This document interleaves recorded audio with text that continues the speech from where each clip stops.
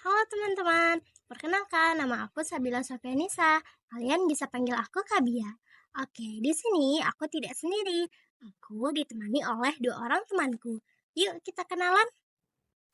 Halo teman-teman, perkenalkan nama aku Najwa Fitri. Kalian bisa panggil aku Kak Awa. Penasaran gak nih kita mau ngapain? Stay tune ya. Teman, perkenalkan nama aku Nazmudin. Kalian bisa panggil aku kamu ya. Oke teman-teman, di video kali ini kita akan membahas mengenai usia madya pada pekerjaan dan pernikahan. Penasaran gak sih apa itu usia madya? Yuk kita bahas. Yang harus kita ketahui yaitu pengertian. Nah, usia madya adalah masa kehidupan manusia yang terjadi pada rentang usia 40 sampai 60 tahun. Nah, masa ini juga dikenal sebagai masa dewasa pertengahan atau parubaya. Nah, kira-kira siapa ya seseorang yang memiliki rentang usia 40 sampai 60 tahun? Apakah kalian ada yang tahu? Selanjutnya, ada beberapa hal yang terjadi pada usia madya. Di antaranya yaitu yang pertama, perubahan fisik tubuh. Pada usia madya, fisik tubuh sudah tidak sekuat sebelumnya dan seringkali muncul penyakit fisik. Yang kedua, pada wanita sekitar usia 50 tahun akan mengalami menopause. Nah, teman-teman, ada yang tahu tidak menopause itu apa? Aku bantu jelaskan ya.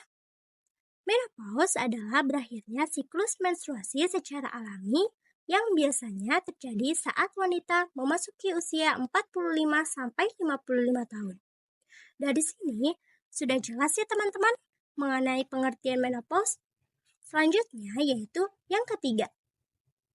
Pada usia ini, seseorang akan mulai menunjukkan tanda-tanda penurunan kapasitas. Dari penjelasan di atas, apakah teman-teman semua sudah mengerti apa yang aku jelaskan tadi? Jika sudah, kita lanjut ya ke pembahasan selanjutnya yang akan dijelaskan oleh Kak Najwa. Nah, selanjutnya itu ada penyesuaian pekerjaan. Yang pertama itu kepuasan kerja, yang kedua kesempatan promosi, yang ketiga harapan dan presentasi kerja, yang keempat pengaruh otomatisasi, yang kelima dukungan pasangan, yang keenam persepsi terhadap perusahaan, yang ketujuh hubungan dengan rekan kerja, dan yang terakhir itu relokasi kerja. Selain itu juga ada penyesuaian terhadap perubahan pola keluarga. Yang pertama itu ditandai dengan perubahan fisik, berkurangnya peran sebagai orang tua, kurangnya persiapan, kekecewaan dalam perkawinan, komunikasi yang tidak efektif, krisis identitas, penyesuaian terhadap perubahan peran, tantangan dalam penyesuaian seksual, penyesuaian terhadap keluarga pasangan, dan yang terakhir itu ada penyesuaian dengan peran kakek nenek. Oke, kita lanjut ya ke materi selanjutnya. Penyesuaian diri dengan hilangnya pasangan. Yang pertama ada kehilangan pasangan karena perceraian. Kehilangan pasangan akibat perceraian mempengaruhi individu di usia madya dengan cara yang bervariasi. Pertama, bagi wanita yang dicerai, tantangan sosial seringkali lebih besar karena mereka seringkali kehilangan teman-teman lama dan harus beradaptasi dengan perubahan dalam jaringan sosial mereka. Kedua, masalah ekonomi. Kasus yang kedua, kehilangan pasangan karena kematian. Kehilangan pasangan karena kematian, kecuali jika disebabkan oleh penyakit jangka panjang, biasanya meninggalkan rasa duka yang mendalam, terutama di kalangan pria dan wanita di usia madya. Menurut Country, ada 4 tahap dalam proses berduka yang dapat dialami seorang setelah kehilangan pasangan. Di antaranya ada kehilangan semangat hidup. Jadi orang-orang yang kehilangan pasangan karena kematian ini bakal mengalami kehilangan semangat hidup. Yang kedua, atau hidup terasa berat dan penuh penderitaan. Yang ketiga, ada depresi. Yang terakhir, ada bangkit kembali dan menerima kenyataan, kembali ke kehidupan normal meskipun dengan perubahan yang telah terjadi. Terus, yang ketiga ada menikah lagi. Bagi pria dan wanita yang kehilangan pasangan mereka karena perceraian atau kematian, beberapa waktu setelahnya, mereka mungkin merasa lebih siap untuk menerima keadaan dan memilih untuk tetap hidup sendiri. Namun, bagi sebagian orang yang merasa kesepian, Pernikahan lagi bisa menjadi pilihan untuk mengisi kekosongan emosional dan sosial, serta memperoleh kembali kebahagiaan dalam kehidupan pribadi. Baik, aku lanjut ke Kabia ya. Selanjutnya, penyesuaian diri di ambang usia lanjut. Penyesuaian usia lanjut melibatkan adaptasi terhadap perubahan fisik, psikologis, dan sosial, seperti penurunan kemampuan fisik, perubahan peran keluarga, dan hubungan sosial.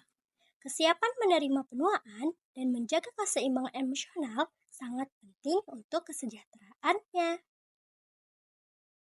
Sikap negatif terhadap penuaan terutama pada usia madya dapat menimbulkan ketakutan, stres, maupun depresi yang membuat masa tua dianggap menakutkan atau mengecewakan.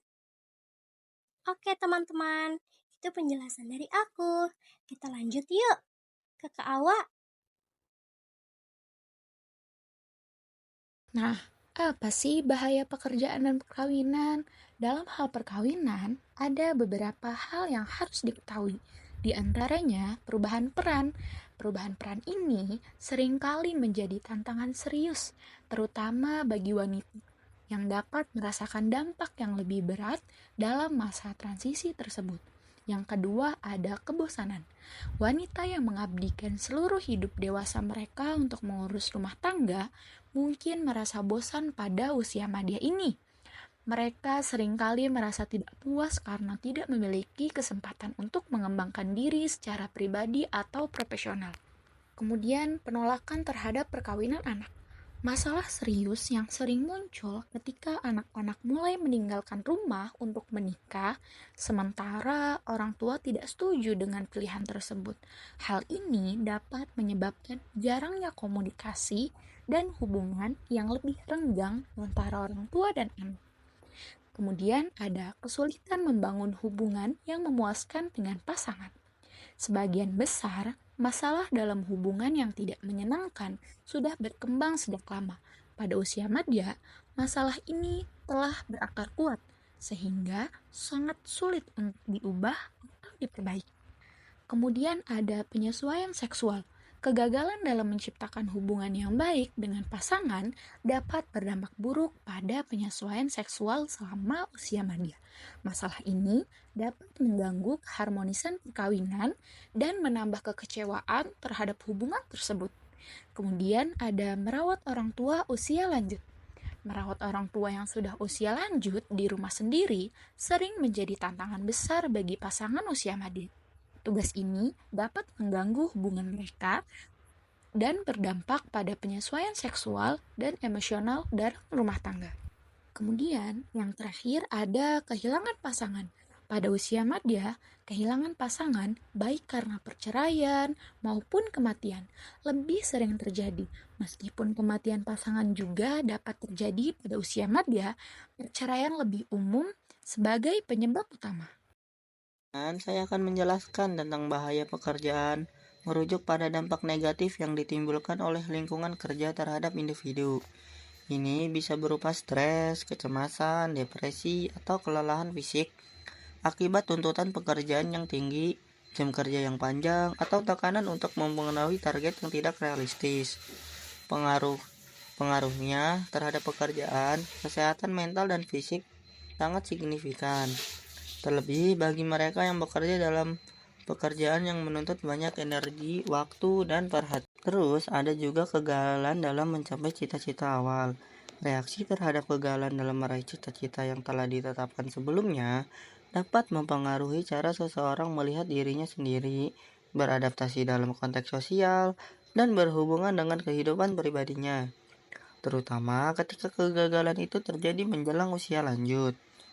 Terus ada juga nih mandiri dan kreativitas. Meski tingkat produktivitas pada individu usia lanjut dapat tetap tinggi atau bahkan meningkat, banyak pekerja di usia madya menunjukkan penurunan kreativitas. Hal ini tidak selalu disebabkan oleh penurunan kemampuan mental, melainkan karena keterbatasan waktu yang mereka rasakan untuk berkontribusi secara kreatif di tempat kerja. Yang ketiga ada kebosanan. Rasa bosan sering melanda pekerja di industri, terutama ketika otomatisasi peralatan pabrik semakin menggantikan pekerjaan manusia. Hal ini menciptakan perasaan bahwa pekerja menjadi lebih monoton dan kurang menantang. Yang keempat, ada keinginan untuk terkenal. Kecenderungan untuk mencari pengakuan atau keagungan dalam bidang pekerjaan atau usia tertentu dapat menjadi halangan bagi pekerja di usia madya. Keinginan ini, jika tidak dikelola dengan bijak, dapat memperburuk kondisi pekerjaan dan mental mereka. Yang kelima, ada perasaan terperangkap. Banyak pekerja di usia madya merasa terperangkap dalam pekerjaan yang tidak mereka sukai, karena mereka sudah terlambat untuk beralih ke karir lain. Mereka merasa terikat oleh tanggung jawab terhadap keluarga dan kebutuhan finansial. Terus ada juga faktor pengangguran. Kelompok pekerja usia madya yang paling sulit mendapat pekerjaan meliputi mereka yang memiliki IQ rendah, wanita, pria dari kelompok minoritas, dan pekerja dengan tingkat manajemen lemah. Yang ketujuh, ada sikap negatif terhadap pekerjaan. Sikap tidak puas terhadap pekerjaan dapat merusak prestasi kerja dan penyesuaian pribadi. Pekerja yang merasa tidak puas seringkali menunjukkan prestasi yang rendah dan menjadi individu yang mudah mengeluh karena salah memahami moral dan etos rekan kerja rekannya. Yang kedelapan, ada mobilitas geografis. Sebagian besar pekerja usia madya tidak suka dipindahkan atau dipindah tugas ke lokasi baru. Namun, beberapa orang lainnya menerima perubahan ini, meski dengan perasaan kurang senang. Oke teman-teman, kita sudah ada di penghujung materi dari usia madya pada pekerjaan dan pernikahan. Apakah teman-teman sudah memahami materi yang sudah disampaikan? Pasti kalian semua sudah paham ya dengan apa yang sudah disampaikan dari penjelasan di atas. Jika paham, jangan lupa loh sayangi orang-orang di sekitar kalian dengan penuh kasih sayang. Sampai jumpa kembali ya. Bye-bye Bye-bye, teman-teman. see you. See you.